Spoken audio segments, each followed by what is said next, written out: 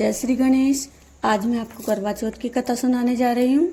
अगर आपको पसंद आए तो लाइक और सब्सक्राइब जरूर करें। एक साहूकार के 7 बेटे थे और एक बेटी थी। सभी भाई अपनी बहन से बहुत प्रेम रखते थे और शाम को जब अपने काम से लौटकर आते तो अपनी बहन के साथ ही खाना खाते थे। बहन का विवाह हुआ ही था, वह अपने पियर में ही थी। कार्तिक लगते ही करवा चौथ आई। बहन और उसकी भाभीयों ने करवा चौथ का व्रत रखा। भाई अपने काम से लौटे तो बहन को कहा कि आ बहन खाना खा ले। बहन ने कहा आज तो मेरा करवा चौथ का व्रत है, सो चांद देखकर ही खाऊंगी। यह सुनकर भाई उदास हो गए कि आज तो हमारी बहन भूखी कब तक रहेगी। भाइयों ने योजना बनाई। एक भाई बड़ी थाली लेकर टीले पर चला गया और बाकी के भाइयों ने नीचे आग लगा दी, जिससे थाली पर प्रकाश पड़ते ही वह चांद जैसी दिखने लगी। बाकी भाइयों ने कहा आ बहन चांद देख ले। बहन अपनी भाभीयों से बोली चलो चांद देखते हैं। तो भाभीयों ने कहा कि ननद भाई साहब अभी तो आपका चांद उगा है, हमारा तो रात को उगेगा। बहन अर्घ देकर भाइयों के साथ खाना खाने लगी। पहले ग्रास में बाल आया, दूसरे में छींक आई और तीसरा ग्रास तोड़ते ही ससुराल से बुलावा आ गया। उसकी माँ बोली बेटी बक्से में से कपड़े निकालकर नए कपड़े पहन ले। बक्से में से कपड़े निकालने लगी तो उसके हाथ में हरे नीले काले ऐसे ही कपड़े आए। माँ बोली बेटी जल्दी से कोई भी कपड़े पहन ले, जो तेरे भाग्य में होगा वही होगा।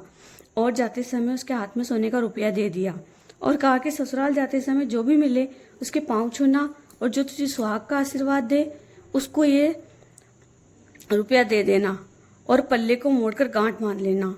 सब पूरे रास्ते में उसे किसी ने सुहाग का आशीर्वाद नहीं दिया, सभी ने खुश रहने का आशीर्वाद ही दिया।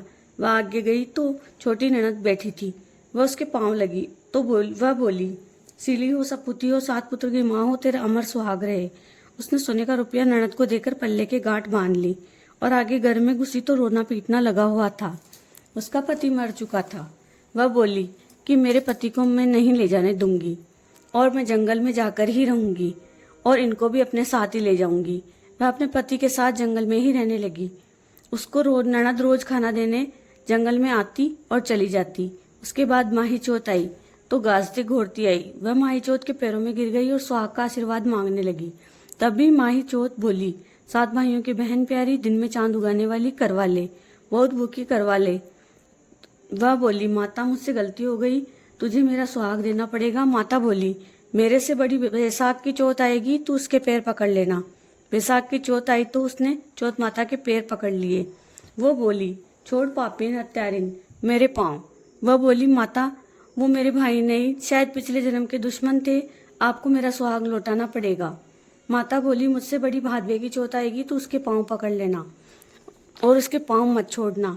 कुछ समय बाद भादवे की चौथ आई, उसने माता के पाँव पकड़ लिए। माता बोली भाइयों की बहन प्यारी, दिन में चांद उगाने वाली, बहुत भूखी करवा ले। माता ने कहा छोड़ पापिन तू मेरे पैर पकड़ने लायक नहीं है। वह बोली हे माता मुझे माफ करो, मेरा सुहाग दो, आप ही मुझे बताइए कि मैं क्या करूं। तब माता बोली मेरे से बड़ी करवा चौथ आएगी तो उसके पैर पकड़ना, बस सारे सुहाग के सामान मंगा लेना। दूसरे दिन ननद रोटी लेकर आई तो वह बोली ननद भाई सा काजल रोली मेहंदी सारा सुहाग का सामान और बेस भी लाना। ननद ने सारा सामान ला दिया। कार्तिक की करवा चौथ आई, उसने माता के पैर पकड़ लिए। माता ने कहा छोड़ पापिन हत्यारिन करवा ले, दिन में चांद देखने वाली, बहुत भूखी करवा ले। उसने कहा माँ आपको मुझे मेरा सुहाग लौटाना होगा, मुझे माफ करो माँ। माँ को उस पर दया आ गई। माता ने कहा तेरे पास जंगल में सुहाग की क्या चीज है। वो बोली माता आप बोलो वो सभी चीजें हैं। उसने सभी चीजें निकालकर माता को भेंट की। सारी सुहाग की चीजें लेकर माता ने रोली का छींटा दिया तो उसका पति उठकर बैठ गया और जाते समय माता ने उसकी झोपड़ी को लात मारी तो महल बन गए। सुबह ननद खाना देने आई तो वो देखा कि भाई भाभी कहाँ गए। भाभी ने ऊपर से आवाज लगाई ननद भाई मैं यहाँ हूँ, यहाँ आ जाओ। देखा तो भाई भाभी चौपड़ खेल रहे थे। ननद ने पूछा भाभी ये सब कैसे हुआ। भाभी बोली कल करवा चौथ आई थी तो मैंने उनसे अपने सुहाग की विनती की, उनसे माफी मांगी, उन्होंने ही मुझे मेरा सुहाग लौटाया है। ननद भागी भागी घर गई और घर जाकर सारी बात बताई। उसके माता पिता और बाकी सब घर वाले ढोल नगाड़ों के साथ उन्हें लेने आए। सास बहू के पैरों में पड़ी और बहू सास के पैरों में पड़ गई। सासू सासू जी, आपके भाग्य से ही ये सब हुआ है। सास बोली, नहीं बेटा, ये तेरे भाग्य से ही हुआ है कि मुझे मेरा बेटा वापस मिल गया। सासू बहू को घर लाती है और सारी नगरी में कहलवा दिया कि सब कोई 12 महीने की चौथ करे, 12 नहीं तो 4 चौथ जरूर करे। धनी की धिरानी बेटे की माँ नहीं हो, कोई भी नहीं हो तो अपने दीदे गोडे के लिए ही जरूर करे।